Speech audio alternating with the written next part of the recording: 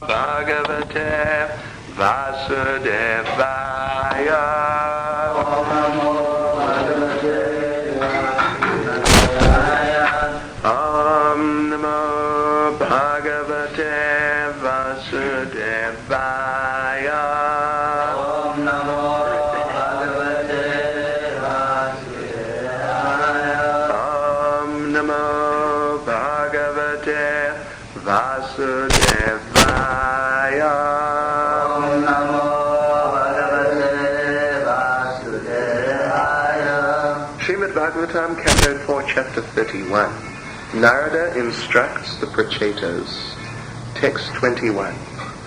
Na Bhajati Kumanishinam Sa Ityam Harir Adanatma Dana Priya Rasa Gya Shruta Dana Kula Karmana Madair Ye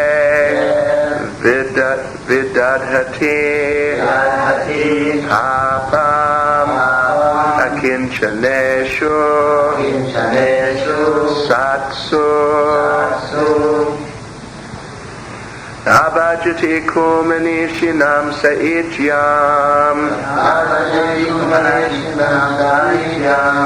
Harir Adanatma Danapriya Rasagya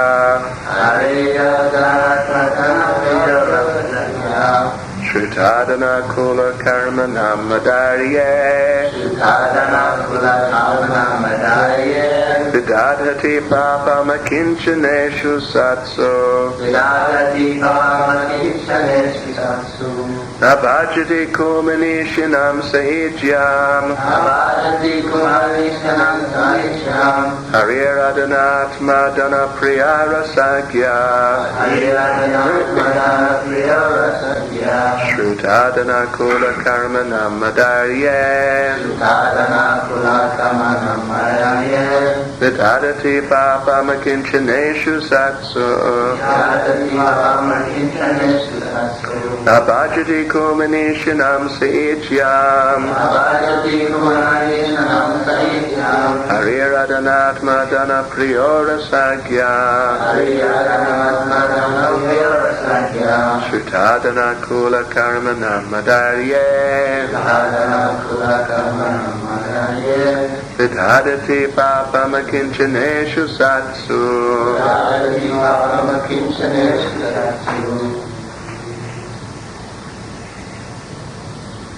Abhajati Kumanishinam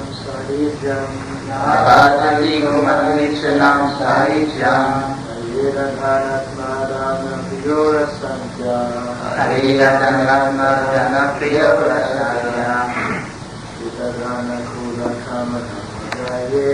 Sutadana Kula Kamadam Madaye Bharati Papam Akinchaneshu Satsu Na Never Bhajati Accepts Kumanishinam of persons with a dirty heart. Sa He Ityam offering Hari the Supreme Lord. Adana to those who have no material possessions. Atmadana simply dependent on the Lord. Priya who is dear. Rasagya who accepts the essence of life.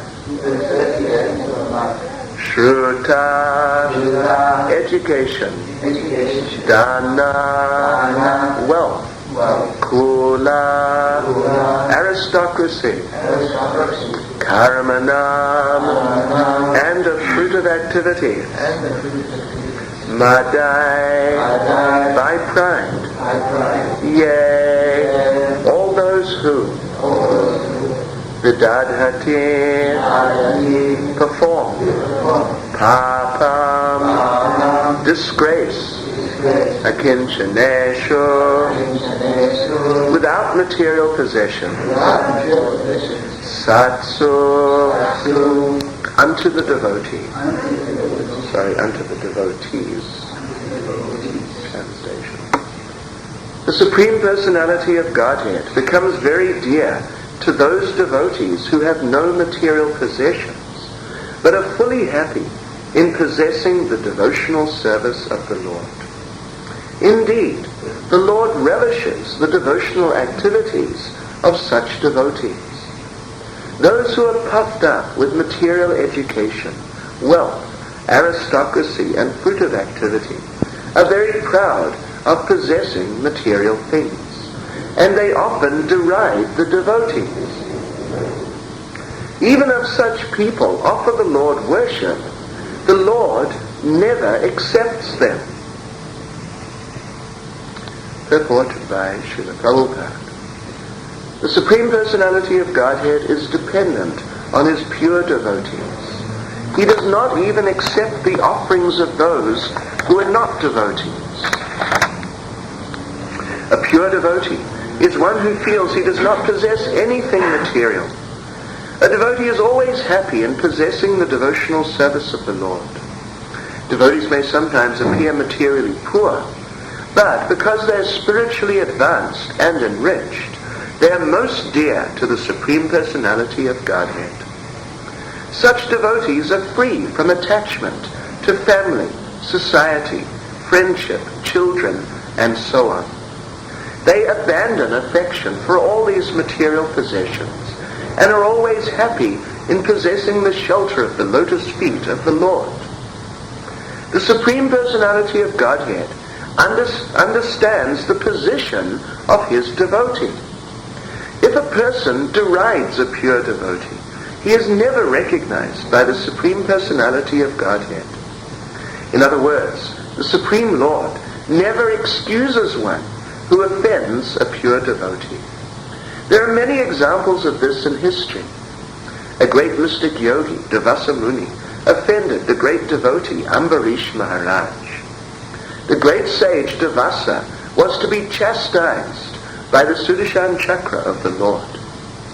Even though the great mystic directly approached the Supreme Personality of Godhead, he was never excused.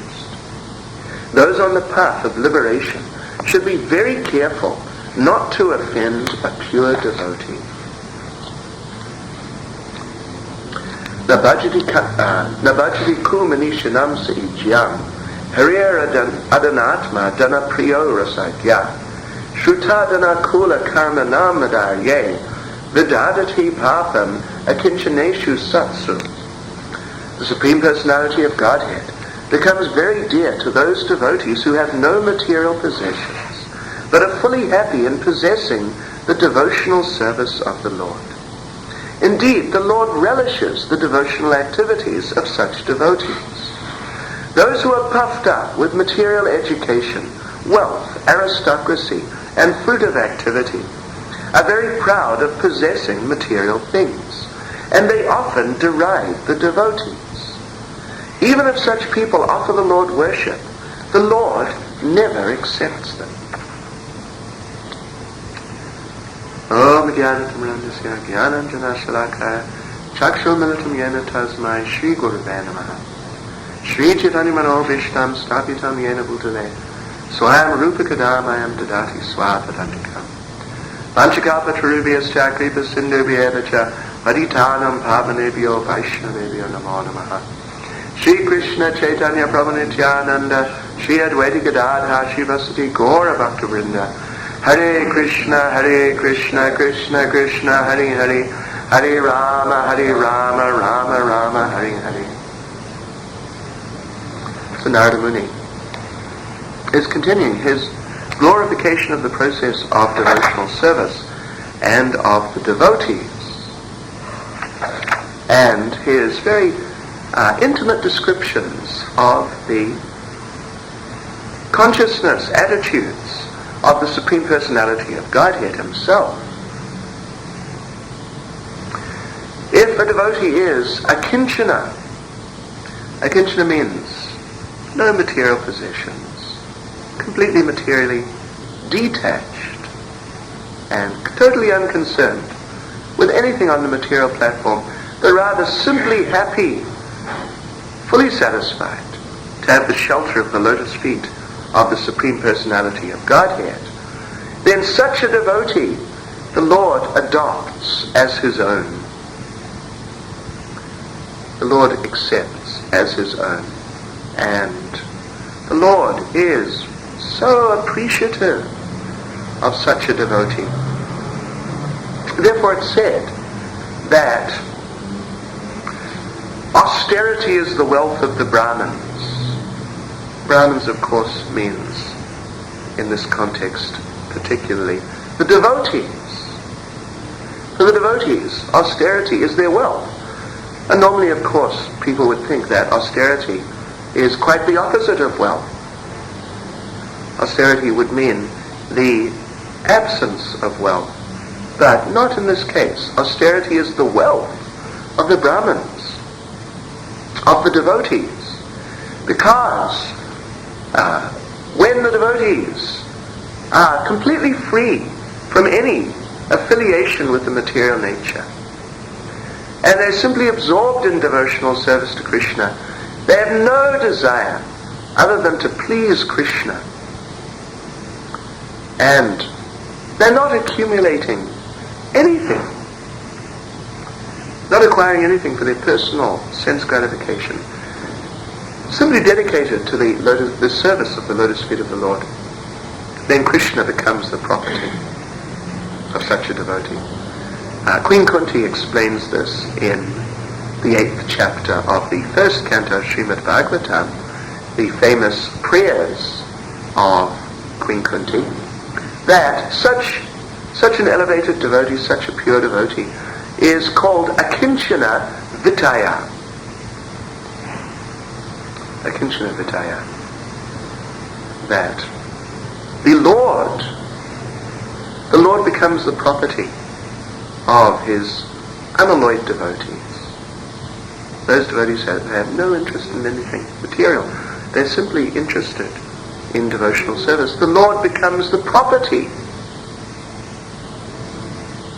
The Lord, in this context, Akinchana Vitaya means that the Lord becomes the property of the materially impoverished. Of course, this does not mean that any poor person that the Lord has become their property or is going to become their property. But in the case of the devotees who are akinchana, like this, these Brahmins, these devotees who have that consciousness and have that way of life, then the Lord becomes their property. And when the Lord has become your property, then you don't need anything else. Even if you got everything else, it will be insignificant compared to having the association of the Supreme Personality of Godhead. So in this way, there's very wonderful interrelationship between the Lord and his pure devotees.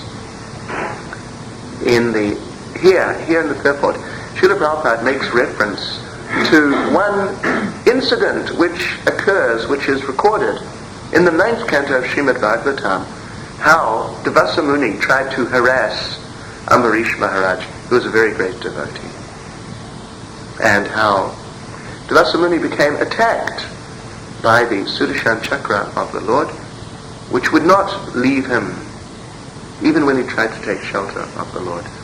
So there, in that part of Srimad Bhagavatam, when Devasa Muni approaches the Supreme Lord and appeals to him, begs him, please my Lord, this chakra is yours. This is your chakra.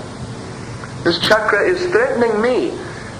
This chakra is yours, and if anyone can withdraw this chakra, it's you. So you please be merciful. Please be kind. I surrender at your lotus feet.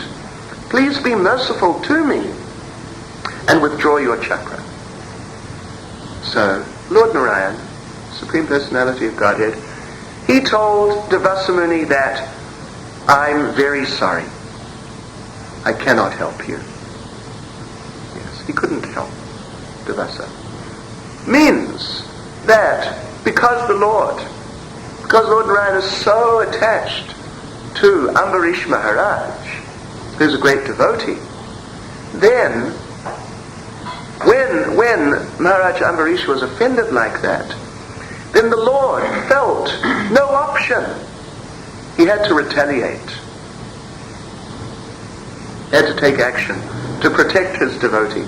It was not a matter of should I, perhaps I should I, maybe not.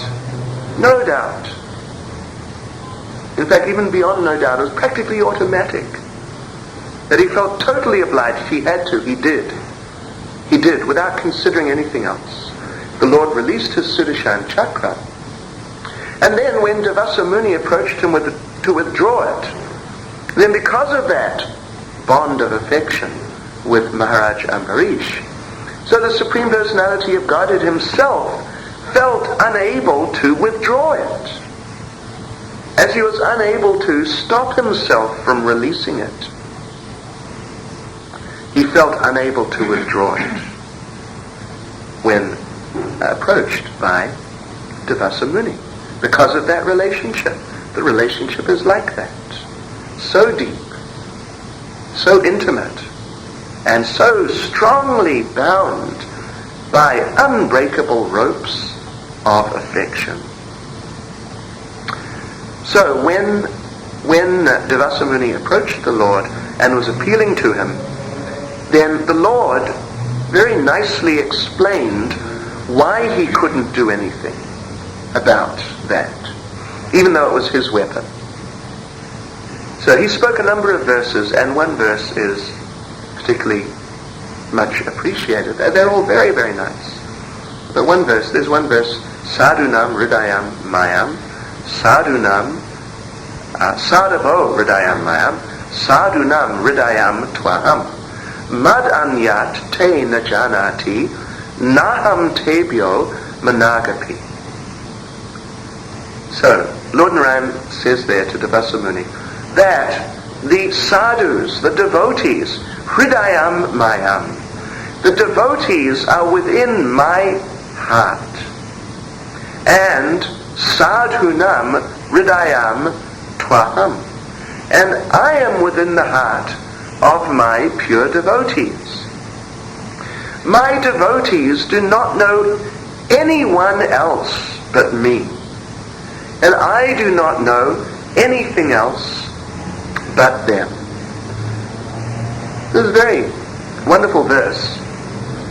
And it shows us so clearly how deep is the loving relationship between the Supreme Personality of Godhead and his devotees.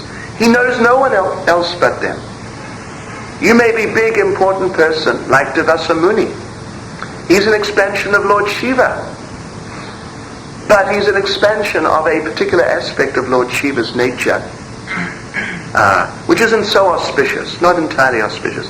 Not that part of Lord Shiva's nature, which is the devotee,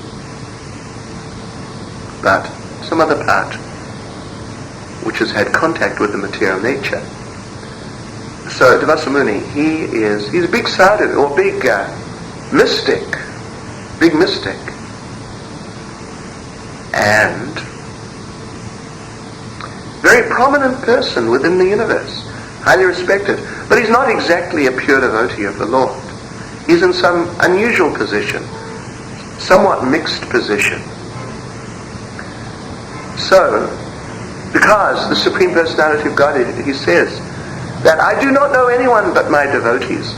So when Devasa Muni approached him, he was not particularly impressed. He did not feel particularly obliged that here I must do something.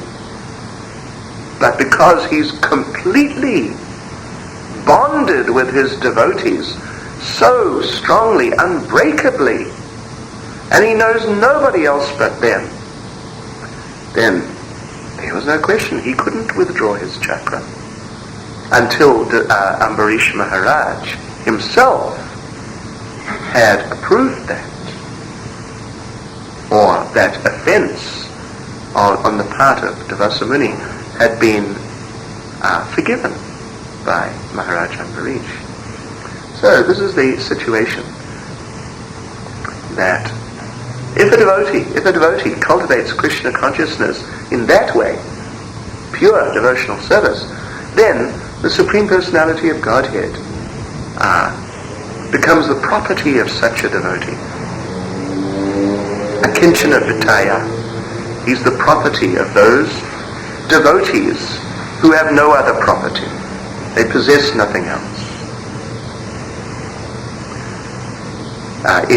Also there actually, in that 8th chapter of the first canto of Srimad Bhagavatam, the prayers of Queen Kunti, Queen Kunti expresses very, very similar point to the point made here. Janmaishvarya Shruta Shribir Edamana Madapuman Naivar Hatyavidatam Vai Tvam Akinchana Gocharam. He says, my Lord, she says, my Lord, you can be easily approached by the Akinchana, by those who have no attachment for any material possessions. But those who are attached, Janma, Aishvarya, Shruta, Shri, those people who are attached to their birth, their wealth, their material education, their bodily beauty, then they cannot approach you with sincere feeling. Queen Kunti expresses it in that way. And that is very nice understanding that our business in this Kali Yuga particularly is to call out to the Supreme Personality of Godhead. Call out His holy names. Hare Krishna, Krishna Krishna, Hare Hare, Hare Rama, Rama Rama, Hare Hare. But Srila Prabhupada makes the point in talking about the Hare Krishna mantra, the chanting of the Hare Krishna mantra, that one has to chant just like the genuine cry of the child for the mother. On Sunday, we had a very interesting demonstration of that. I don't think you were there. But a very, very interesting demonstration of that. Right in the middle of our Sunday program, in the middle of the temple room in our Lanesha temple, that there was one drama, and there was one actor, Dr. Chaitan. And according to the drama, at a certain point in the course of the Sunday afternoon class, he was to start falling asleep in a prominent way. And even lie down, actually, right next to the speaker. So he was nodding, apparently dropping off, because it was just part of the drama, as the speaker, who happened to be myself, was just carrying on giving some sort of class. And at one point, it was all planned, but we said, Chaitan, please, don't sleep like that. So Chaitan apparently tried to pull himself together, but then he was falling asleep again. Finally, he just lay down. He actually kind of collapsed on the person next to him and lay down eventually. And we were acting as if we didn't know quite what was happening. Then his mother, who was right at the other end of the temple room by Srila Prabhupada, and who didn't know what was happening, in great anxiety, she came pushing through the crowd, calling out, Chaitan, and calling to me that, something's wrong with Chaitan, and picking him up. And he was acting, and he was saying, the idea was that he was sleeping, and then an alarm clock went off. And then he got up. It was meant to be a Mangalarati time, you see. So in the course of the play, he got up, and his mother was there, holding him and checking him, and saying, "Are you all right?" He was saying, like, he didn't tell her that, look, it's a play. He said, "Ma, it's 4 o'clock, Mangalarati." And the poor lady, she was just in great anxiety. So there we saw a very nice demonstration in this vein, genuine cry of the child for the mother. The mother feels so strongly. If the child appears to be in need of her care and shelter, but otherwise he was there, she was at the other end of the temple room, and no particular interaction going on. So like that, if we're here in the material world, we're not particularly having anything to do with Krishna. So we're here, Krishna's there, and he allows us to carry on. He doesn't intervene. But if we call out to Krishna like that, from the heart, just like the genuine cry of the child for the mother, then where is the doubt? What is the doubt? That Krishna will come running immediately to give shelter, to give all help to the sincere devotee. So in that particular verse there, Queen Kunti is saying, Janmaishvarya Shruta Shribir Edamana Mada Puman. That those who are too attached to their birth, their wealth, their material education, their bodily beauty, any, some, or all of these things, they cannot call out with sincere feeling. They cannot do that. Because they do not feel, they do not see the necessity. Why? Because they have the shelter of their birth, their family, big famous family, wealthy family. They have a big bank balance themselves. Like this. They have their degree from the university. Or they have very fit, strong, attractive body. And they're thinking, oh, why should I? I don't need to really call out to Krishna, because I can take shelter of my bank balance. If any problem arises, I just take out my bank balance and attack the problem with my bank balance. Beat the problem into submission. They're thinking like that. Yes, I just pull out my degree, my PhD, or whatever, and hit the problem on the head with my certificate, and goodbye problem. So these people, they cannot call out. Cannot call out. Why? Because they see no need to call out. They feel they have shelter already from these various material things. But the devotee who is a kinchana gochara, a kinchana vitaya, Queen Kunti is making this point, that such a devotee, Krishna, is easily approached by those who are materially impoverished. Because when you're materially impoverished, then you see very vividly, oh, I need shelter. Yes, I am exposed here in the material world. And when you're exposed to the onslaught of material nature, so uncomfortable. So I need shelter, I must have shelter. So a devotee who understands like that, a devotee who's in that position, can take shelter of Krishna and call out to Krishna, just like the genuine cry of the child for the mother. And immediately Krishna will come. Immediately. And there's so many examples. The example is there of Queen Draupadi, when she was being undressed in public.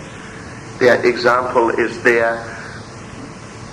There are many examples of the Supreme Personality of Godhead intervening for his dependent devotees. So, the Supreme Personality of Godhead, he relishes the devotional activities, the dependency, the mood of dependency of the devotee so much. Therefore, devotees, some devotees, they are actually maintaining this principle of remaining dependent on the Supreme Personality of Godhead. So there is another category of person though, who, puffed up materially but they still have some knowledge about Krishna. Therefore, they may possibly offer something to Krishna. They may. But because they're materially puffed up, they don't have that mood of dependency. They're taking shelter of their material things. They're like Krsna, at best Krsna adhikaris. When they look at the devotees who are materially impoverished and who are maintaining deliberately a very simple way of life, then these puffed up pseudo-devotees or partial devotees, they may think, oh, look at these devotees who have nothing, who come to me when they need something. Look at these devotees. What foolish people. So that person, if that person is some sort of borderline Krsna, they may sometimes render some service, make some offering to Krishna. But here, Narada Muni is saying that even if such people do offer the Lord worship, the Lord never accepts. He never accepts them. He never accepts their worship. He doesn't need it. The Lord is not accepting worship. The Lord is not accepting offerings because He wants those things. We are not feeding the Lord because the Lord is hungry. We're feeding the Lord so that that food can become sanctified and we can take sanctified food. We are offering the Lord food so that can be like a medium for us to express some mood of service. Yes, some mood of giving to the Lord. Like that. That is why we're offering food. We're not offering food because Krishna is hungry. And if we don't feed Krishna, then he'll be deprived. Not at all. It's for our sake. But the puffed up materialistic person does not really understand like that. Such a person may think that I should offer this food so that by offering it, he may have many motivations, but he may think that by offering it, I will get benefited. In other words, they're not really offering for the sake of Krishna. They're offering for their sake. But the devotee, actual devotee, offers to Krishna in the mood that I'm trying to give to you. I'm trying to surrender to you. I'm trying to please you in this way. So you please accept my humble offering. So this is the position here. This is the position.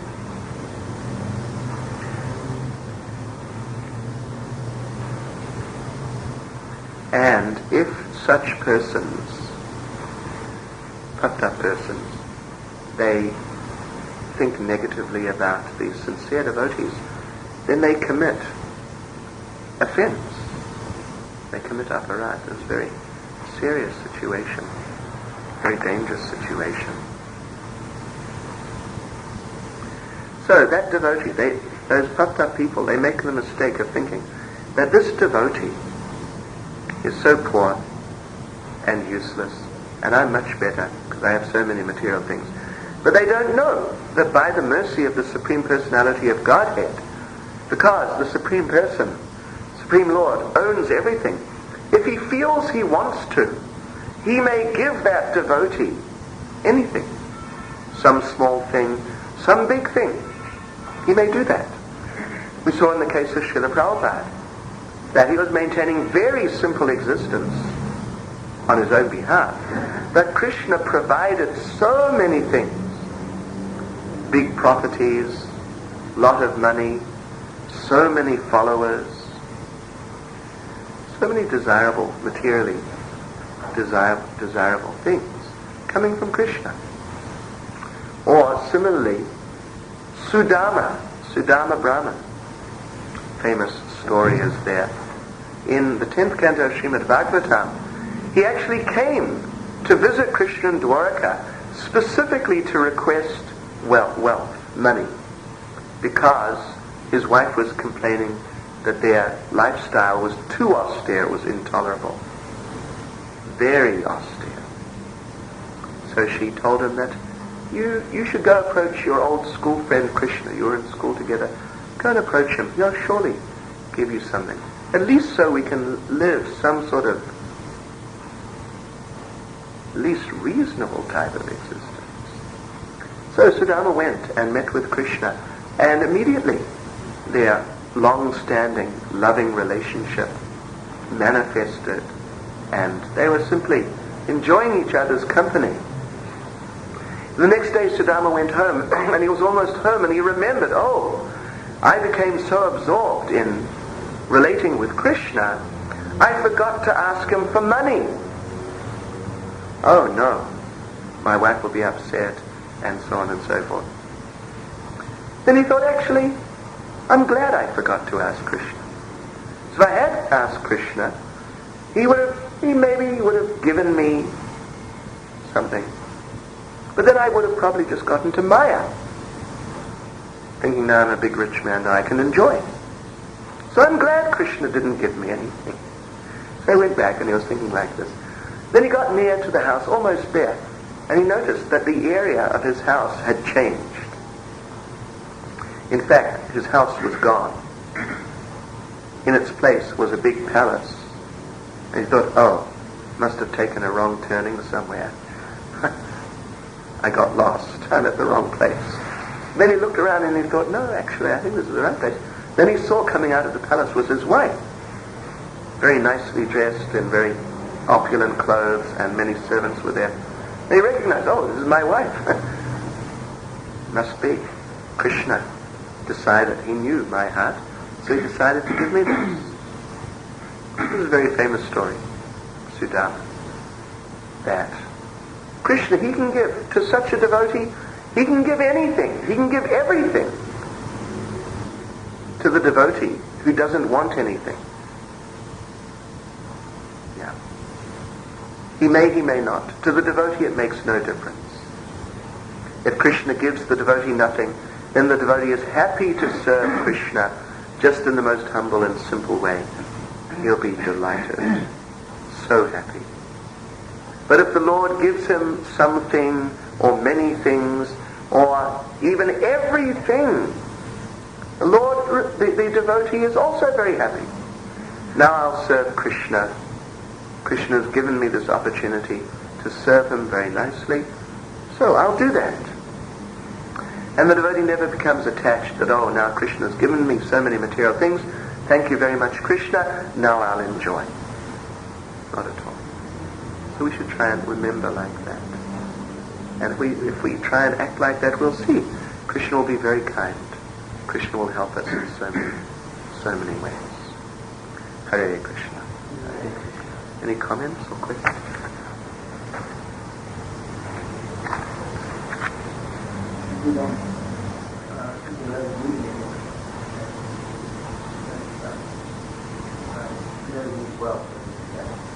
Should the devotee endeavor to acquire what is visible, because you have enough what is good. Maybe. How does that work? Prabhupada told us, and our older devotees can help us in terms of details. The basic programs are given by Srila Prabhupada. Distribute books, have nice centers so people can come and they'll feel that this is a nice place to come to, like that. And, reasonable facilities. The Prabhupada showed that. And if there's any doubt in terms of specific details, then the older devotees are there to give guidance sort of on the spot more. And it may be true in certain situations. It may well be the fact that we should not get involved in a certain thing, certain type of activity, or pursuing certain material facilities. It may well be a fact in some cases. But the devotees, if some devotees don't know, they think maybe we should, but it's not fair to them. But then the older devotees can help, because Prabhupada's given the basic principle. Atyahara prayashas cha. Yeah. We shouldn't over-endeavor for things, material things, which are too difficult really to achieve. Doesn't mean we shouldn't work hard and get different things, but we shouldn't over-endeavor to get certain things which are not really required.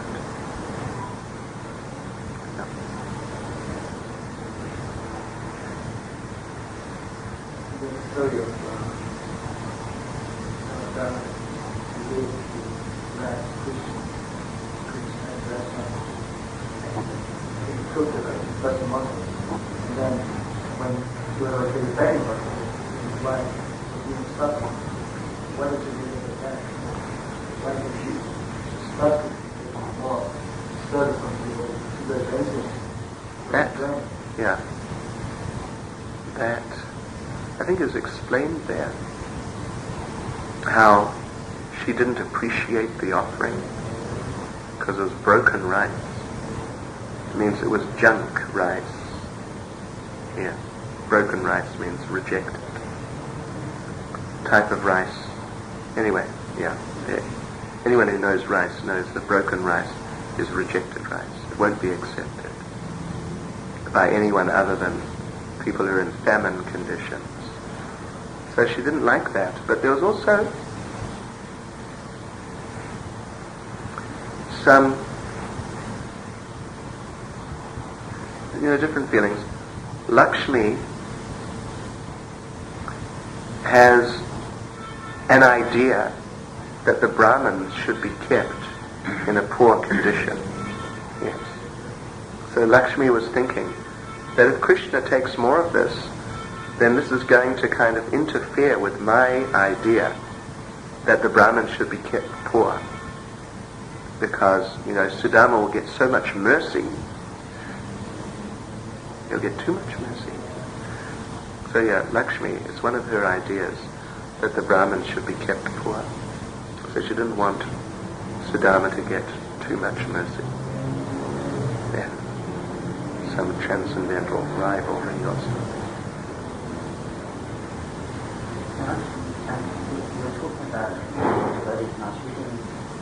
Talking about? People attending devotees. Oh, yeah. And I was reading a Jayananda story.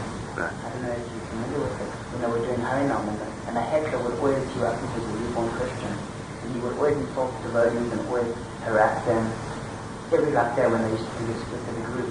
And one day, Jayananda, he was getting a little bit upset. And he looked at the man, I think, while he was busy singing. And he was just got a little bit angry. And he said to the man, "You must watch out because Krishna's going to kill you. So please don't offend the devotee." And they were standing on the side of the sidewalk, and the man stepped off the side, and a bus hit him. Quite Interesting. Good point.